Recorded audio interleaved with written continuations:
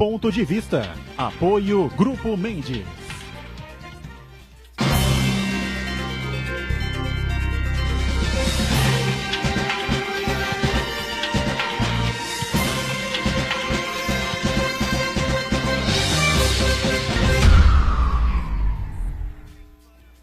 Olá, estamos começando aqui mais um Ponto de Vista, sempre neste horário da 1h30 da tarde, horário do almoço, e a tradição da discussão e do debate da política, da economia, da saúde, meio ambiente, o transporte, a questão da segurança, os temas importantes que formam a pauta aqui da cidade e, claro, da região metropolitana, e sempre a discussão e o debate aprofundados dos temas que compõem aí, não é, a pauta nacional. Também os assuntos são muitos, né? As composições aí vão se formando para as chapas que serão registradas a partir de julho, e depois teremos aí a campanha, né? Mas antes vem a Copa do Mundo, né? Um interesse assim meio morno, né? Para não dizer quase que nenhum. A gente não vê muito pouca bandeira amarela, faixas, as lojas aí meio tímidas, né? Menos TV sendo vendidas, enfim, a situação meio complicada, ou mais do que complicada, né, que vivemos no país, lamentavelmente, de 2015 para cá, né? Bom, reprise do Ponto de Vista, sempre a partir das 20 horas, você acompanha aqui na Santa Cecília TV, né, às 8 da noite. Nosso Iberê Cirna, professor Iberê, de Marketing Político, mais uma vez está com a gente, colaborando e participando conosco. Tudo bem, Iberê? Tudo bem, sempre é um prazer estar na companhia de vocês aqui. E o nosso Fernando Chagas, cientista político, mais uma vez também participa aqui, colabora conosco nesta edição de sexta-feira do Ponto de Vista. Tudo bem, Chagas? Tudo bem, olá a todos, um abraço aos telespectadores. Rapidamente, né? O Armínio Fraga disse que caiu a ficha para o mercado de ações e para o mercado financeiro, né? O dólar disparou ontem, né? Ontem o dólar disparou e a bolsa despencou, né? Parece que o mercado financeiro e também o mercado de ações, mercado de capitais, mercado financeiro, mercado de capitais entenderam, né, que a dívida pública do Brasil é muito grande e de difícil administração. Lógico, agora tem uma reação do mercado. Eu acho que também caiu a ficha, o Armínio Fraga não tocou nisso, mas acho que também caiu a ficha para o governo federal, para o governo de Michel Temer, né, que congelamento e tabelamento de tarifa e de combustível, no caso do diesel, causa distorção na economia, e as reações já estão aí, né? Os empresários do agronegócio já estão reclamando, né? E o brasileiro, de uma forma geral, já está pagando a conta. Está aumentando todos os produtos no supermercado e nas feiras. Consequência dessa, vamos dizer, esse arranjo precipitado e mal formulado pelo governo federal, quando estava pressionado pelo governo federal. Então nós estamos numa situação, o professor Iberê, que é otimista, né? Congelamento e tabelamento me lembra um certo ex-presidente aí também, da antiga, era do MDB que também era do MDB, né? Só que eu preferia, então, que o também original. Era vice, também era vice. E assumiu, né? Preferia o original do que o clone, né? Mas é uma situação muito difícil, tanto hoje para o mercado financeiro, que acordou e viu que a nossa dívida é pública explosiva e que tabelamento e congelamento não leva a bons resultados na economia. E o nosso Marcos Santana lá na ponta, atento aí às redes sociais e às transmissões que fazemos aqui do Ponto de Vista. Tudo certo aí, Santana? Tudo certo, boa tarde a todos. O Chagas, acho que nunca antes na história desse país a palavra desgovernado foi tão apropriada, né? O país está completamente desgovernado. Eu quero cumprimentar você que nos acompanha ao vivo, convidar você a participar do programa, mandando sua pergunta, crítica, sugestão pelo Facebook, Ponto de Vista com Edgar Butrão, ou por e-mail, contato@pontodevista.tv.br. O programa também pode ser acompanhado ao vivo na internet, santaportal.com.br/tv. As edições anteriores ficam disponíveis também no nosso canal no YouTube, na nossa página no Facebook. E você que nos acompanha na reprise, uma boa noite. Desgovernado, até concordo mesmo, né, com o que diz o Marcos Santana. É uma continuidade do desgoverno Dilma, a continuidade do que eu bati muito nisso. Temer não poderia ser o presidente da República, né? Uma figura sinistra, né? E que sempre se colocou aí, o tal do mordomo, né? Como chamava o ACM, né? Chamava os Temer de mordomo, enfim, né? Figura meio que à margem ali dos assuntos, ele sempre era à margem, mas estava sempre por dentro das coisas, nas decisões principais, né? E aí nós estamos aguardando aqui o Marco Aurélio Bertaioli, que é do PSD de Dado, né? E é ex-deputado estadual, foi prefeito de Mogi das Cruzes também por muito tempo. Está agendado aqui para participar conosco, estamos aguardando mais um pouquinho para a participação dele. E vou aproveitar esse gancho, né? O Iberê ainda não respondeu, o Chagas acho que já formulou a opinião dele, o Santana também, eu tenho a minha. O que seria menos pior neste momento? Uma saída do presidente Temer para que a presidente do Supremo assumisse o cargo e tentasse ela, né, um amplo entendimento nacional, um acordo até a posse do novo presidente da República, da nova presidenta, né, ninguém sabe quem será. Ou vamos assim, empurrando. Eu acho que, lamentavelmente, nós vamos continuar empurrando. A preocupação que se tem, qual é? Primeiro, que temos que discutir o sistema, esse processo é que tem que ser, de alguma forma, repensado. O que está aí tem mostrado que não vai esse presidencialismo aí, não vai a lugar nenhum. Então não adianta você estar trocando, nem porque cancela um, porque cancela outro, nada disso, né? Eu acho que nós temos que, de alguma forma, acabamos aí com esse governo, vamos até o final, prendam a respiração, vamos até o final, tem que acabar isso aí. Agora, mesmo que o outro assuma, milagre ele também não vai fazer, porque o sistema não permite que seja feito milagre de uma hora para outra. Então isso me deixa um pouco assustado com esse processo todo. Não, minha questão é a seguinte, alternativas, né? Nós precisamos de um entendimento, de um acordo nacional, né, para que parem essas greves, para que parem essa situação, para que o país possa minimamente caminhar até o período eleitoral, passam-se as eleições, né, e em 1º de janeiro toma posse o presidente eleito, a presidenta, sei lá. Essa é que é a minha dúvida. Quem tem mais condições? O que é menos ruim para o país, né? Quem tem condições de procurar um pacto aí até o final? O Temer, sinceramente, eu não vejo como. Nenhum. Eu acho que mesmo nesses novos nomes aí, ainda não se cavocou o suficiente para saber se tem condições ou não. Não, você está falando já de eleições. Eu estou falando o seguinte, seria uma saída do presidente. A Câmara Federal, o Congresso, tira o presidente da República, o impeachment, ou ele renuncia, que é a possibilidade menos provável, evidentemente, e assume a Carmen Lúcia, presidente do STF, porque nem o presidente da Câmara nem o presidente do Senado vão querer assumir, porque senão não poderão concorrer às suas respectivas reeleições. É isso que eu estou dizendo. Menos mal para o país seguir o Temer até o fim, ou menos mal para o país que ele saia e alguém assuma para tentar esse acordo aí? Eu acho que não tem que sair, não deve sair, não defendo não, mas eu acho que não vai resolver nada sair agora, assumir Carmen Lúcia, seja quem for, né? Eu acho que eu vou colocar meu ponto de vista com clareza. Prendam a respiração, falta pouco. Vamos com o tema até o final e vamos ver o que as eleições nos oferecem. Marco Aurélio Bertaioli está conosco, ele que é filiado ao PSD, eu já dei aqui rapidamente a ficha, né? Foi prefeito de Mogi das Cruzes, eleito, reeleito, e atua aí na política há bastante tempo. Deputado estadual ou ex-deputado estadual? Ex-deputado estadual. Prazer recebê-lo também, está tudo bem? O prazer é meu, Edgar, muito obrigado pela oportunidade.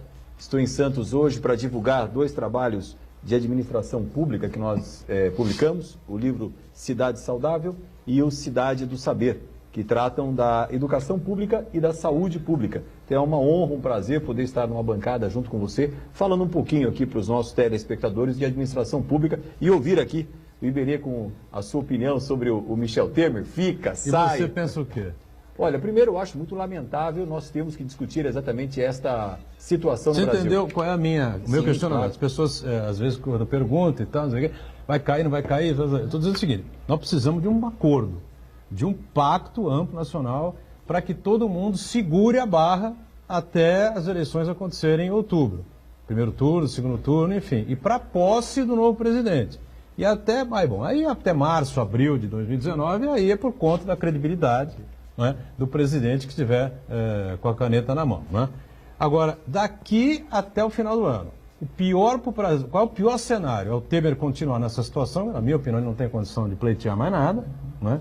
Tem a desconfiança de todos os setores da economia, ou ele sair e aí entrar uma figura como a presidente do Supremo, depois será o Toffoli, enfim, a Carmen Lúcia, depois será o Toffoli, enfim, para poder tentar fazer essa amarração. É isso que eu estou tentando colocar. Entendeu? Exatamente. Mas, primeiro assim, é lamentável nós temos que discutir esse assunto num país que acabou de passar pelo impeachment da presidenta Dilma e agora já se discute o impeachment do Michel Temer.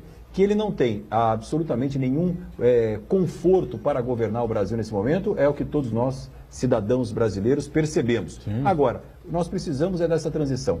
O grande momento da nossa demonstração de cidadania é dia 7 de outubro, é nas eleições municipais. Então eu acredito que o melhor ou o menos pior, como você colocou, Edgar, para o Brasil nesse momento, seja que o Temer caminhe até o final e nós possamos ter uma eleição democrática e que esse também desconforto com quais são os candidatos, que hoje ninguém consegue falar quais são os candidatos que terão essa chance, que vença aí alguém que possa conduzir o Brasil a dias melhores. Mas sobra alguma coisa?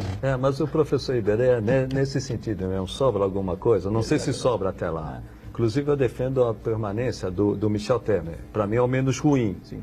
Porém, eu não vejo fôlego para ele tocar até lá. É um presidente totalmente desacreditado, considerado até sobre o aspecto político ilegítimo, sobre o aspecto jurídico, constitucional e legal. Perfeito. Sobre o aspecto político então não seria melhor ele se retirar?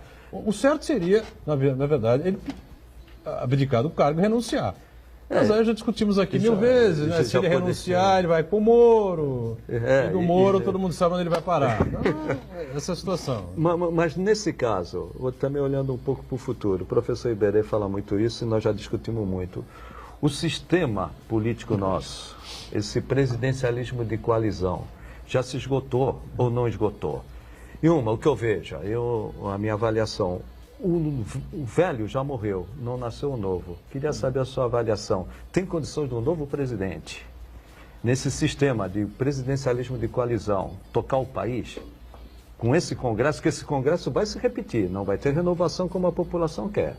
Exatamente, acabei de fazer uma palestra e falei sobre isso. A renovação não acontecerá, será a menor renovação da história do Congresso Nacional, porque a legislação eleitoral foi alterada por aqueles que lá estão para lá ficarem, e não para que haja uma renovação. Agora, professor, de uma forma muito clara, o meu partido, o PSD, tem uma proposta concreta que nós entendemos seja a grande saída para o Brasil nesse momento e a partir do ano que vem.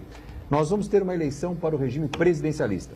E não podemos aqui cair na tentação de encontrarmos um salvador da pátria que sozinho vai conseguir fazer todas as reformas que o Brasil precisa. O Brasil precisa fundamentalmente de uma reforma política, de uma reforma tributária, de uma reforma previdenciária e de uma reforma do seu sistema eleitoral. O que o PSD defende é que seja colocada a possibilidade, mais uma vez no Brasil, de uma constituinte específica para as reformas, com pessoas que pudessem se credenciar para esta constituinte, ilibadas, médicos, dentistas, advogados, professores, eleitos para um único mandato. Claro. E com uma finalidade específica, as reformas que nós precisamos. Enquanto isso, o Congresso Nacional legisla na sua finalidade, que é acompanhar os atos do governo federal. Mas a Constituinte seria convocada agora, ou pelo novo presidente? Paralelo, convocada agora, em paralelo, para que nós pudéssemos fazer a reforma. Porque imaginar que o Congresso fará essas reformas, pode até fazer, mas do ponto de vista do próprio deputado, e não do ponto de vista do que a nação precisa. É como essa reforma eleitoral que foi feita agora e que as pessoas não conhecem. Essa reforma eleitoral, parece que não, mas aconteceu, ela é para beneficiar aqueles que lá estão. Diga, Santana. Na verdade, a reforma eleitoral foi, na verdade, apenas para formalizar o fundo eleitoral, formalizar, definir como a campanha vai ser bancada. Porque os velhos vícios, esses que a população tanto almeja para que eles sejam retirados, extirpados, eles continuam, né? E como o senhor bem falou, favorece quem está no poder, favorece a reeleição. A própria diminuição do tempo da campanha eleitoral favorece apenas os que lá já estão. Você foi prefeito de Mogi, Mogi das Cruzes, de que período? Edgar, eu tive uma carreira política, apesar de novo, bastante longa. Eu fui presidente da Associação Comercial de Mogi das Cruzes com 20 anos de idade. Na sequência, fui secretário municipal de Indústria e Comércio do então prefeito de Mogi das Cruzes, Padre Melo, dono das universidades de Mogi das Cruzes. Na sequência, fui vereador reeleito vereador, vice-prefeito de Mogi das Cruzes, da onde eu saí para o cargo de deputado estadual.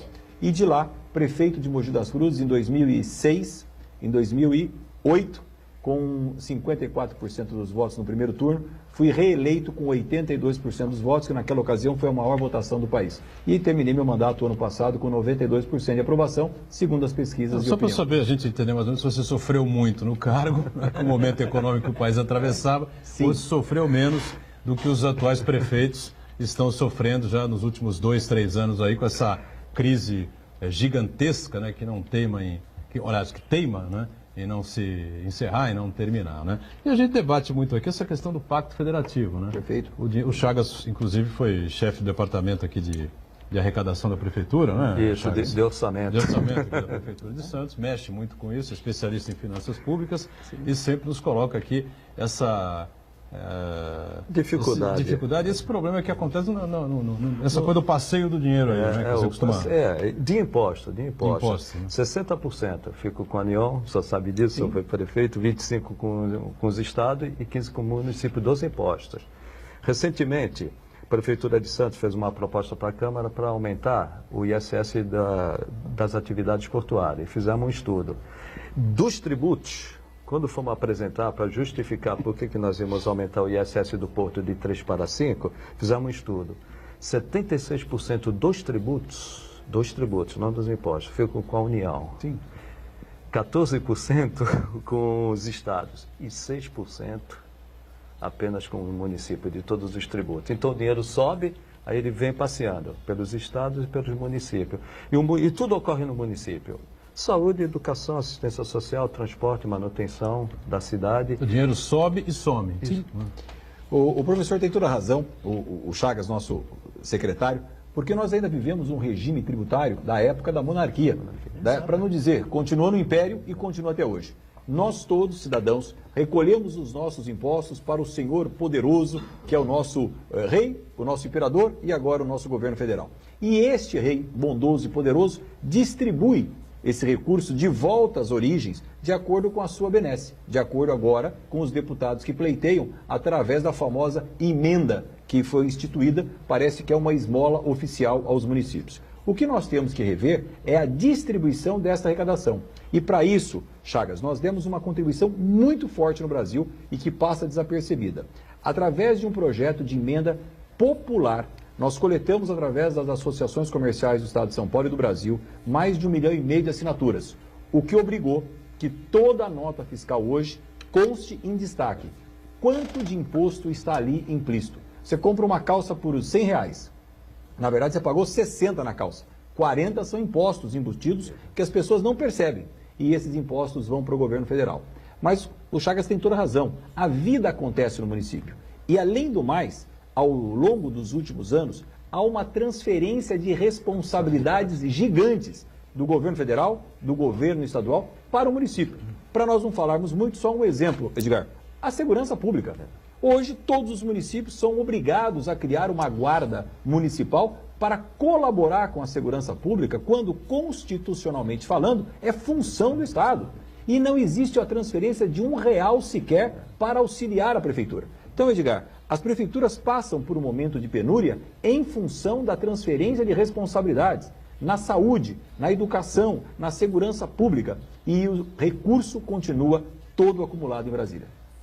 Eu acho assim, eu tenho por diversas vezes discutido que algumas grandes reformas não são nem tocadas. Uma delas é a reforma fiscal. A reforma fiscal e a tributária, que já deveria ter sido ampla, ter uma ampla discussão. Mas quando você fala em reforma fiscal, você começa a imaginar, uma das palavras mais ditas aí, é a tributação das grandes fortunas, né? E quando você diz isso, você mexe na grande oligarquia que manda nesse país. E aí não tem jeito. Eu estive pesquisando, eu sei que você não tem muitas fazendas ali em Mogi. Sim. Entendeu? Você não tem muitas. Não. Então, mas é que as grandes oligarquias têm todas as grandes fazendas, as grandes fortunas. São as oligarquias que mandam, que derrubam desde Getúlio. Estão derrubando quem querem, quem assim não quer. Mas nós não entramos. Então nós entramos numa perfumaria, discutimos A história que o Edgar brinca sempre do calma lá, não mexe comigo. Tudo que se propõe nesse país, que tem, depende do legislativo, dirá, calma lá. Eu vou ver se é bom para mim. Se for bom para nós que estamos aqui, nós vamos votar. Se não for bom, vai passar despercebido. Então a preocupação é que ou eu tenho neste país um breque de arrumação de vez, ou nós vamos estar votando, o sistema está corroído, esse presidencialismo de, não é coalizão, né?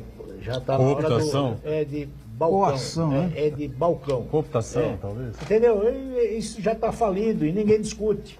Então colocamos assim, esparadrapos sempre nessas discussões, nós estamos discutindo tudo. Aos picados, nós não temos uma visão do Estado. O tamanho do Estado tem que ser discutido.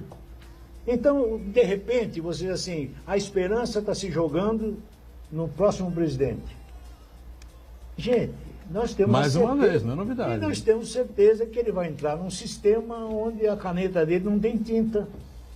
Ele vai sentar lá e aí vai ter que conversar com as grandes cabeças do legislativo. Se não conversar, vai cair. Vai sair impeachment. Esse é o Brasil. Então, de alguma forma, ou se discute definitivamente, com profundidade, aí eu concordo, uma constituinte paralela, como nós já tivemos em outras constituintes no Brasil, onde os sindicatos participavam. Todos, né? Então, de repente, se nós não fizermos isso, nós vamos estar sempre empurrando a esperança, vem, vamos, e o sistema não autoriza ninguém a modificar. O Iberê, você citou aí as oligarquias, relacionou os grandes fazendeiros, os grandes industriais, o pessoal do mercado financeiro, que são que nós, no país, que fazem o Estado brasileiro de refém, né? Mas eu acho que tem que se acrescentar aí também alguns setores específicos do funcionalismo público também. São pequenas corporações que se apropriam do Estado, ficam querendo fazer valer privilégios. Essa semana tivemos uma demonstração muito clara. A Assembleia Legislativa de São Paulo aprovou o aumento do teto. Em vez de ser apenas pelo salário do governador, agora o funcionário público tem como teto o salário de desembargadores.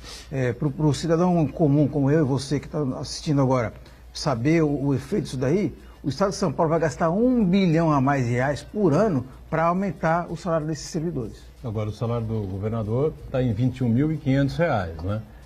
Aí o dos desembargadores é 30 e qualquer coisa.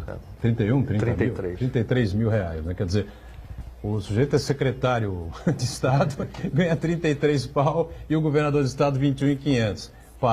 É a banana comendo outros macaco. Funcionários meio do caminho aí, funcionário de carreira, mas com uma série de acúmulos, ganhando mais do que o governador, né? Chefe de setor da área de saúde, de alguma área qualquer na área de saúde do Estado de São Paulo, 33 pau. E o governador 21.500. A banana comendo macaco, é o fim. Vamos para o intervalo, voltamos já já.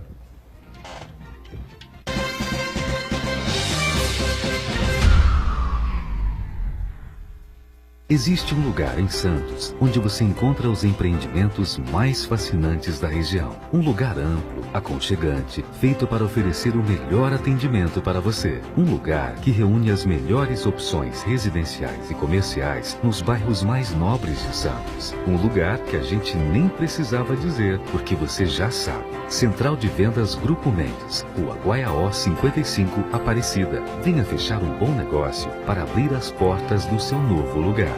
Santa Cecília TV no canal 52.1 HD. Se você ainda está com dificuldade de sintonizar a Santa Cecília TV em alta definição pelo sinal digital, você precisa escanear os canais da sua TV através da autoprogramação no seu controle remoto.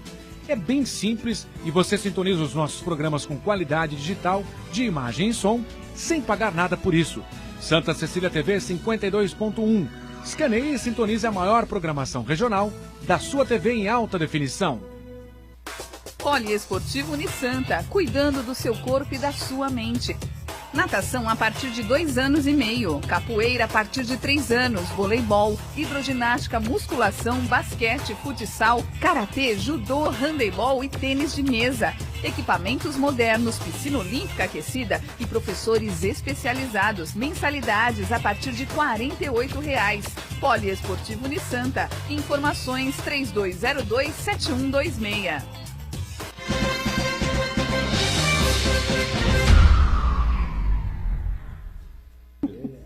E volta a sequência aqui do nosso ponto de vista, com o Iberê aqui conosco, mais uma vez. Lá na ponta, o Marco Aurélio Bertaioli, ele que é do PSD, D de dado, né? Partido Social Democrático, não é isso? Foi prefeito de Mogi das Cruzes, deputado estadual, enfim, político já de carreira longa, né? O nosso Santana conosco e aqui comigo o Chagas, sempre colaborando e participando com a gente aqui diariamente. Outra situação, veja bem, a situação do presidente da República, eu disse outro dia aqui, né? É a avacalhação total, né? Porque no Roda Viva dessa segunda-feira última, ele foi chamado de corruptor, né?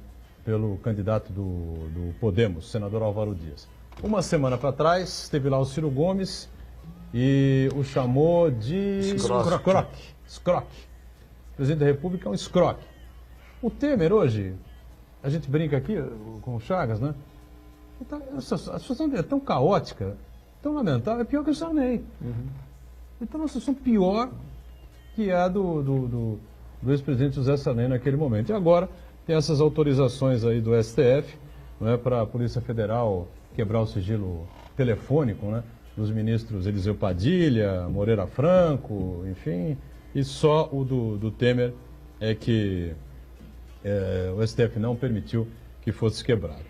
Agora, como é que a gente vai recompor, ou reinventar o poder público? É bom ter um ex-prefeito aqui, né, que sofre as agruras aí, essas dificuldades todas que nós comentamos no bloco anterior, né?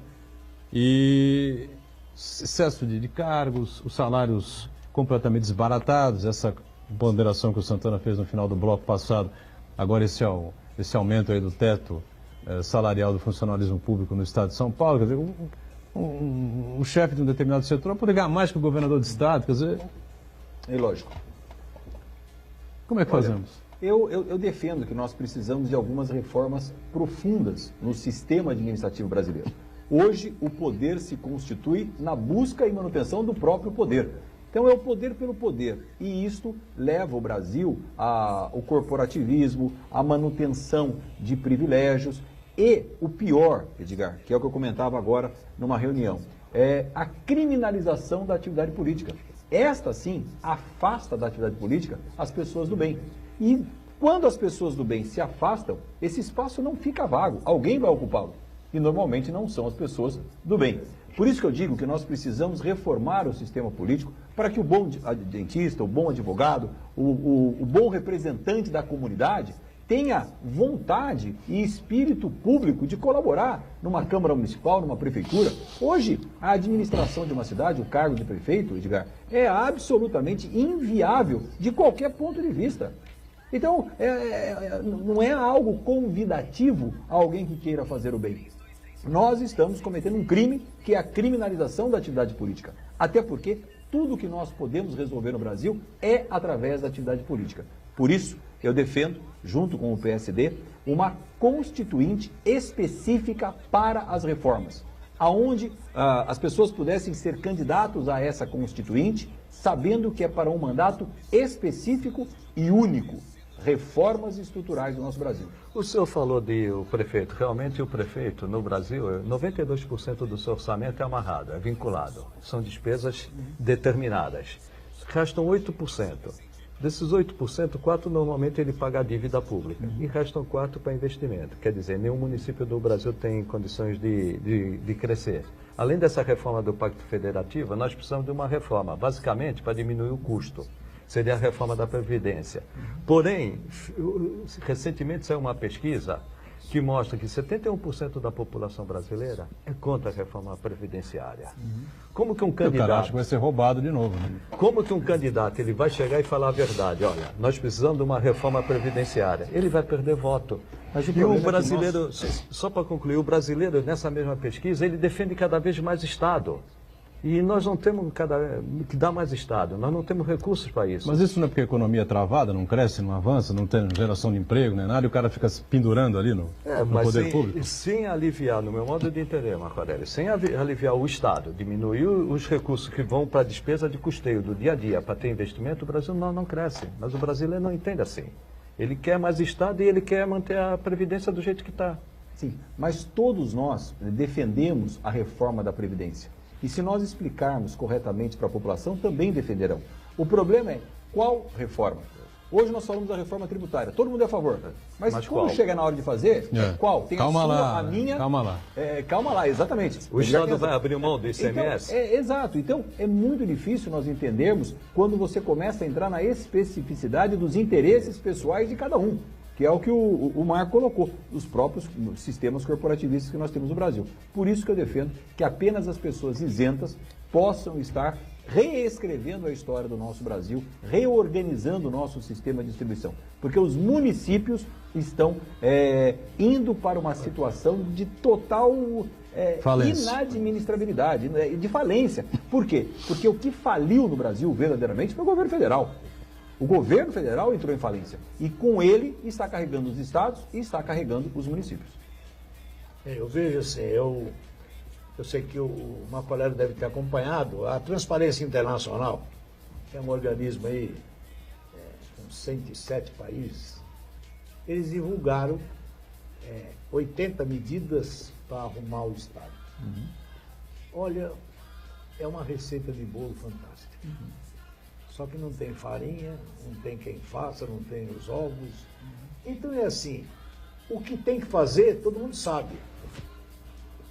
Todo mundo sabe discutir que o Estado brasileiro cresceu demais. Uhum. Quer dizer, eu tenho que discutir privatização com clareza. Eu tenho que discutir previdência com o povo, né? Com os organismos. Não. Aí nós temos aquele poder central que é Brasília, que não faz parte do Brasil. Do meu Brasil não faz parte. Eles são abduzidos para outro planeta. Eles estão discutindo para eles lá. Não querem saber. Veja, aí nós tivemos a greve dos caminhoneiros. Parou o Brasil. Quantos políticos você viu na rua? Márcio França nenhum. Estavam todos viajando. Tomou a iniciativa de enfrentar, né? Estavam ensaiando para as quadrilhas, porque eles são especialistas em quadrilhas, as quadrilhas juninas. Agora estavam... Não vi ninguém. Quer dizer, como se nada tivesse acontecendo. Então, me parece que quem entra em Brasília passa por um funil. Um processo. Entendeu? É um funil. Que vai para outra dimensão, não é possível. Menos Brasília e mais Brasil. Da fantasia. É o ditado. E aí você da fica fantasia. Outro senhor Hurt. Você sabe, todo mundo escreve o que nós temos que fazer. As pessoas de bom senso já disseram, você está cansado de ver, como você editando o livro, dizendo o que precisa fazer. Só que aí eu pergunto, a receita eu tenho. Como é que faz? Esse é o grande problema. Iberê, eu vou dar um número para você se abismar um pouco mais e entender aonde começam os problemas brasileiros. Eu publiquei um livro, Edgar, chamado Cidade Saudável, e entre outras coisas, ele apresenta um hospital público municipal que foi construído na nossa administração. Um hospital, Chagas, de 7 andares o prédio, 100 leitos hospitalares, 10 leitos de UTI, 7 centros cirúrgicos. Esse hospital, Edgar, construído desde o primeiro tijolo ao último, com energia solar, energia a gás e só a terceira energia elétrica. E o hospital construído pela própria prefeitura? Pelo município. Sem dinheiro do Estado? Com dinheiro do Estado, do governo federal e do município. Feito pelo município com recursos de tripartite. Esse prédio com uma cisterna de 75 mil litros reaproveitável. Ganhou um prêmio de sustentabilidade. Enfim, Edgar, com a fronha no travesseiro e com lençol, com máquina de tomografia, de endoscopia, de tudo. Quanto custou esse hospital público em Mogi das Cruzes, que hoje é uma referência na cidade? Quem utilizou sabe que é melhor do que o hospital particular. Quanto custou esse hospital? Do primeiro tijolo à tomografia. 50 milhões de reais. Exatamente isso. 50 milhões de reais. Preço fechado, o hospital mais barato do Brasil. Há 4 anos atrás, mudando de assunto, o nosso Brasil sediou a Copa do Mundo de futebol. Copa do Mundo que vai começar daqui uma semana novamente. E o nosso Brasil, em festa, resolveu construir estádios e reformar estádios. Tem um estádio famoso, Edgar, já que o Iberê falou que Brasília é um outro mundo, lá tem um estádio famoso chamado Mané Garrincha. Aliás, queriam mudar o nome da Copa. Esse estádio, Edgar, ele foi só reformado para sediar 3 jogos da Copa do Mundo de 2014. 3 jogos, Chagas. Quanto custou a reforma do estádio Mané Garrincha em Brasília? 2 bilhões, talvez. 1 bilhão e 500 milhões de reais. Agora, você que está em casa, divide comigo, por favor. 1 bilhão e 500 milhões que custou a reforma do estádio Mané Garrincha por 50 milhões que custou um hospital de 100 leitos equipados. Daria para construir, só com o dinheiro da reforma do Mané Garrincha, 30 hospitais iguais a esse. 30. Então, nós temos realmente uma dificuldade de prioridade no que é prioritário no Brasil. Agora, e o funcionamento do hospital? Porque a gente tem um drama aqui, por exemplo, que o prefeito aqui pegou a situação aí já quase que encaminhada, né? E teve a obrigação de botar em pé o Hospital dos Estivadores, né? Cumpriu a obrigação, enfim, e a prefeitura vive aí com um desafio diário, desafio, né? O maior desafio de tocar em frente o Hospital dos Estivadores, que é um hospital muito famoso, conhecido aqui, mas que estava, na verdade, em ruínas. Sim. Aqui em Santos, bem, foi comprado pela administração anterior. O grande problema é o custeio. Eu sou muito amigo do Paulo, nosso prefeito, aproveitar e mandar um abraço ao nosso prefeito. Acompanhei bastante esse trabalho junto ao hospital. Mas é só cumprir a Constituição. Lá está escrito que 50% da saúde no Brasil é custeada pelo governo federal, SUS. E o dinheiro não 25% pelo governo estadual e 25% pelo município. É fazer valer. É o que nós fizemos no Hospital de Mogi das Cruzes. O dinheiro vem 50% pelo SUS, 25% do governo estadual, 25% pelo governo municipal. É colocar, e é isso que o governo do estado, o governo federal e o município precisa fazer, o interesse municipal acima dos interesses partidários. Quer ver um exemplo simples? O SAMU é um bom programa. É um bom programa de urgência e emergência.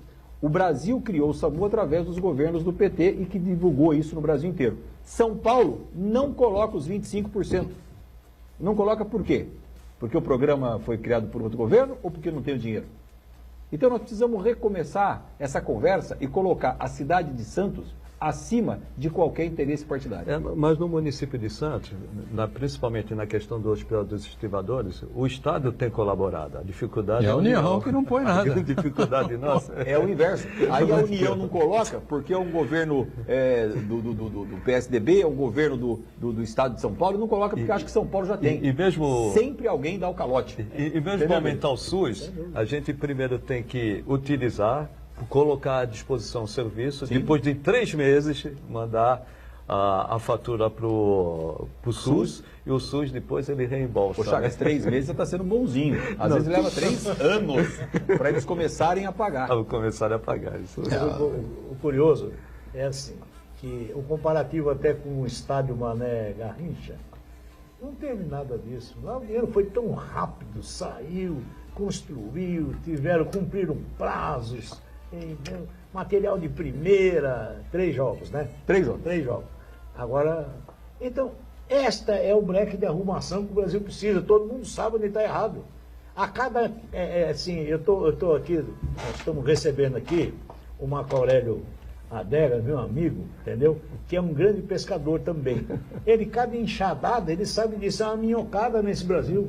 Onde você bate, sai, brota alguma coisa. Então, brota o que é feio, é o roubo, é a participação escusa, é a propina. Então, este é o Brasil que nós precisamos arrumar. Como fazer? O prefeito está dando exemplo aqui.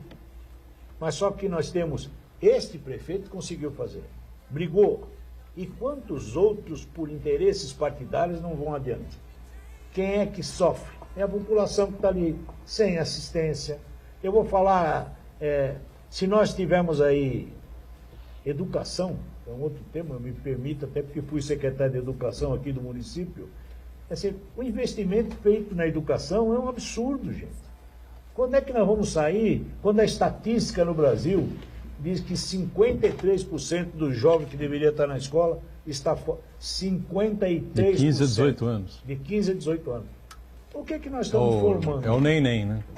Nem estuda, nem trabalha e vai para o crime, lógico, não tem como. Então, essas coisas me deixam um pouco preocupado. Dinheiro tem, muito. Diga, Santana. Registrar a participação, pelo jeito, tem muita gente acompanhando o programa aqui, o prefeito de Mogi das Cruzes. A Wanda Manicuri colocou no nosso Facebook aqui, ela parabeniza o senhor pelas políticas públicas em prol dos animais em Mogi das Cruzes. A Rafaela Lourenço também parabeniza o senhor por ter praticamente zerado a mortalidade infantil no município de Mogi. E o Raul Gonçalves Pinto Ele parabeniza o senhor pela construção do hospital público para pets em Mogi das Cruzes. Você conhece todo mundo, esse pessoal todo, não? Eu estou feliz da vida, mas só uma correção. Nós não zeramos a mortalidade infantil em Mogi. Hoje a mortalidade infantil é em torno de 9% e abaixo de 2 dígitos, como preconiza as organizações mundiais. Não zeramos. Mas nós construímos em Mogi das Cruzes o primeiro hospital veterinário público do estado de São Paulo. Em São Paulo só existem 2. Um na capital, que foi feito na administração do prefeito Gilberto Kassab, e um em Mogi das Cruzes, que foi feito na nossa administração e que atende gratuitamente a população mogiana. Aliás, minha cunhada Marília mora em Mogi das Cruzes, né, com o marido dela, o Zé Carlos, e o meu afilhado, o Heitor Santista Roxo, moleque de 2 anos e meio. Tentamos, né, de todas as formas, mantê-lo assim, né? Por enquanto ele está. Vai manter, vamos ver, né? Estou querendo que eles voltem para Santos para o moleque não virar casaco. Vamos para o intervalo e voltamos daqui a pouquinho. Até já.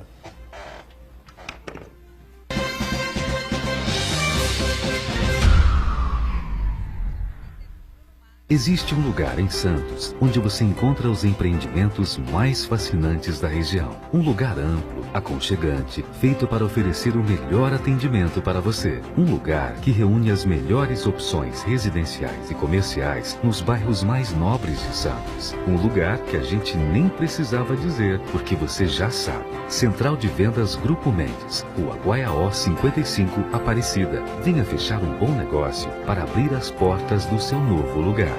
A sua música.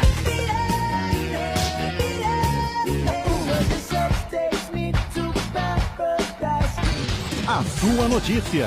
107,7 Notícias. O seu locutor. A sua promoção. Ligue agora 3234-1077. Participe você também e ganhe muitos prêmios. O seu cantor. A sua rádio. 107,7 Santa Cecília FM.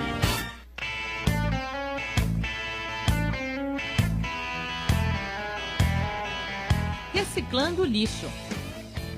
Vidros como garrafas de bebida, frascos de remédio, pratos e travessas são recicláveis. Eles podem ser descartados inteiros ou quebrados, desde que estejam limpos e sem resíduos. Espelhos, cristais, cerâmica e porcelana não podem ser reciclados. Sendo assim, devem ser colocados no lixo comum. Tomando esses cuidados, você gera empregos e preserva os recursos naturais. A Santa Cecília TV colabora com o meio ambiente.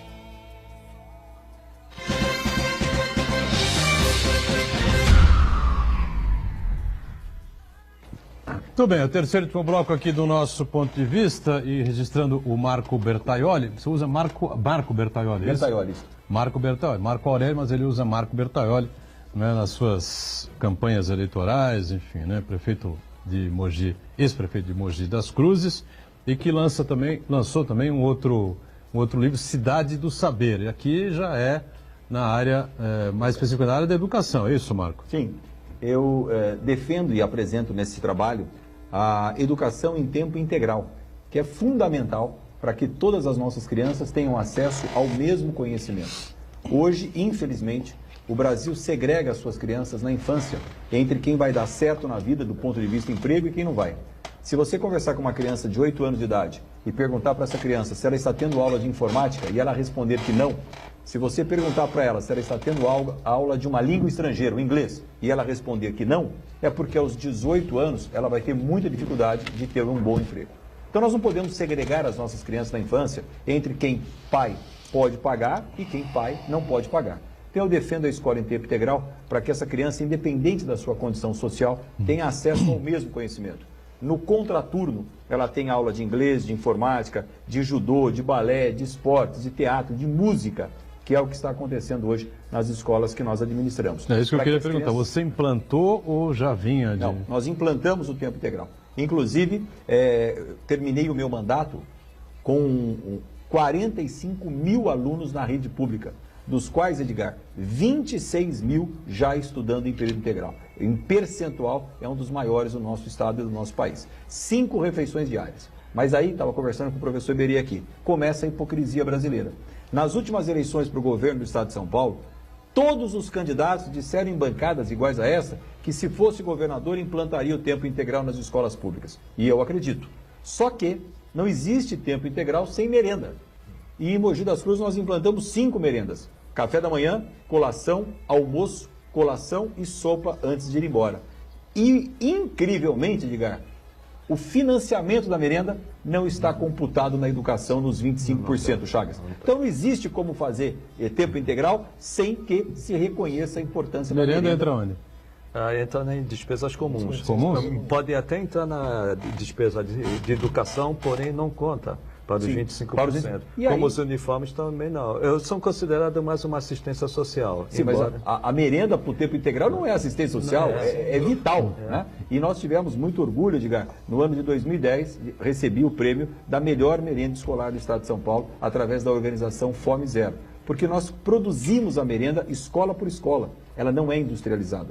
Escola por escola, cozinha a sua merenda, o seu almoço, a sua refeição. E isso tem feito, inclusive, que as crianças não faltem mais à escola, porque a escola se transformou num ambiente muito agradável. Ensino de matemática e português, mas também de refeição, de brincadeira, de esportes. A escola é muito convidativa em seu ambiente para as crianças em tempo integral.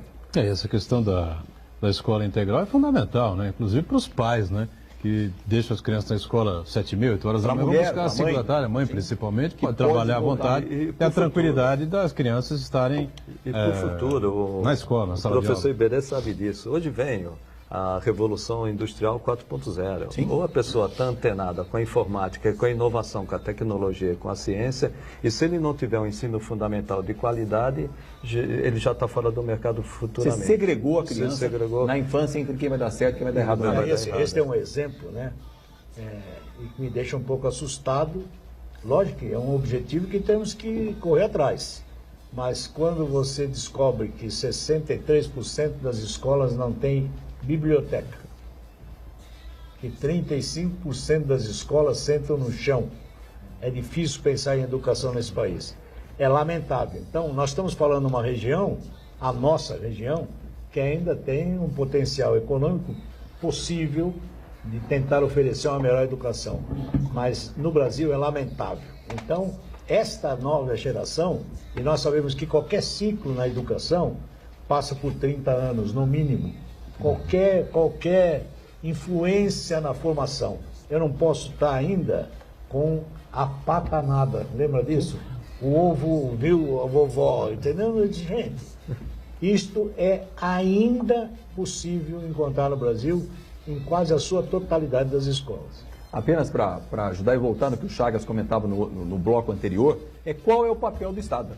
Então, enquanto nós não entendemos que o papel do Estado, seja o Estado, governo municipal, governo estadual ou governo federal, são os nossos governos, não priorizarem o que deva ser priorizado, nós vamos continuar tendo o Estado administrando estádio de futebol, autódromo para corrida de carro, coisas que não são o papel do governo. Então é isso que precisa deixar muito claro.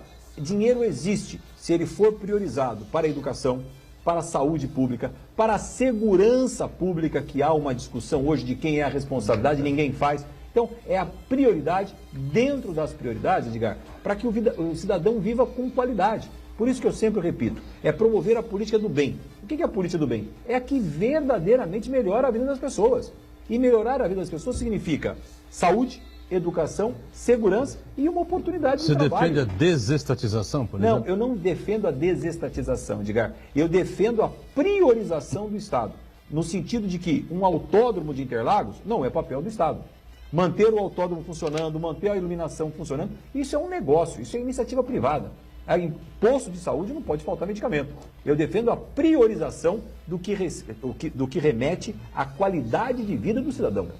A sua visão sobre a Petrobras, por exemplo, é a pergunta que você ia fazer?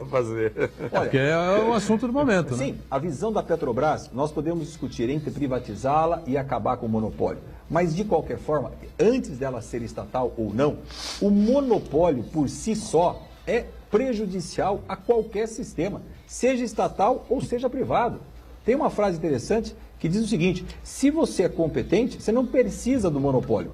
Se você é incompetente, você não merece o monopólio. Então, o monopólio por si só é muito próximo de uma ditadura. Então, nós precisamos ter uma regulação do governo muito eficiente, muito eficaz. Mão de ferro, mas permitir a competitividade. Eu tenho discutido muito com o Marco, né, que muita gente fala que a Petrobras tem um papel social. Se ela tem um papel social, então ela que vira uma empresa pública. Sim. Todo capital público e se sustente com dinheiro público.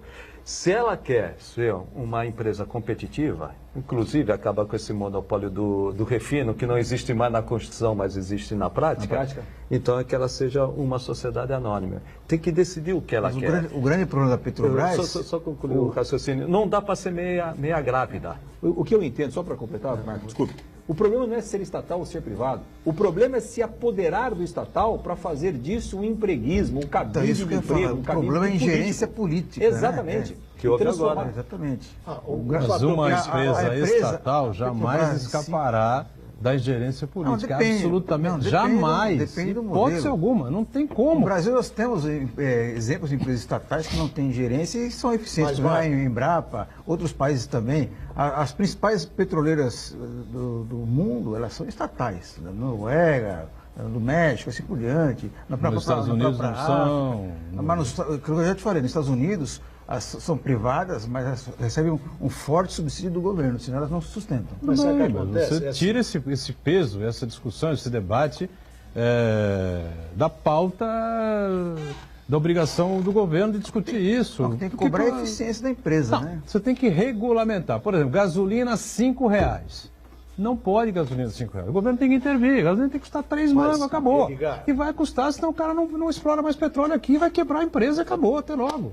Ué, com Petrobras, sem Petrobras, privatizado, estatal, do jeito que for. Mas onde estão as agências reguladoras? O que importa para você que tem seu carro, qual é? É chegar no posto e botar gasolina. Você é médico, engenheiro, jornalista, dentista, profissional liberal. Você quer chegar no posto de gasolina e abastecer seu carro. A gasolina tem que ter um preço minimamente razoável, aceitável para o dinheiro que circula para a economia do país. Não pode custar 5 pau.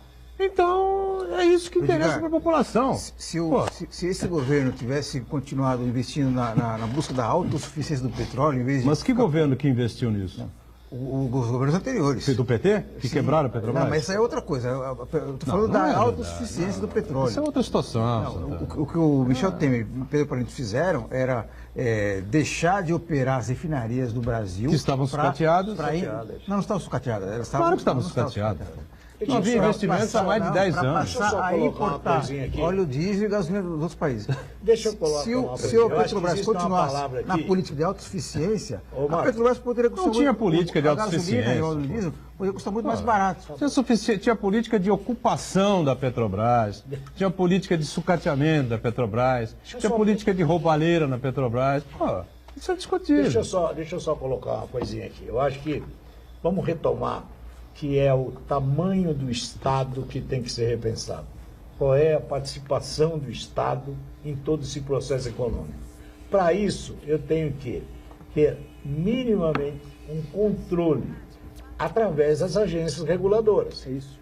A hora que eu tenho a agência reguladora não como um cabide político e que efetivamente cumpra o seu papel, o Estado pode sim manter o monopólio da extração, desde que eu tenha, mas eu não tenho necessariamente que ter a comercialização, ter que todas as etapas de negociação, toda a cadeia. Eu não tenho, mas eu tenho que ter um ser humano, o presidente mundial da sai Shell, na rua. O presidente mundial da Shell pensa completamente diferente do que você está falando. Mas eu não sou ele, eu sou...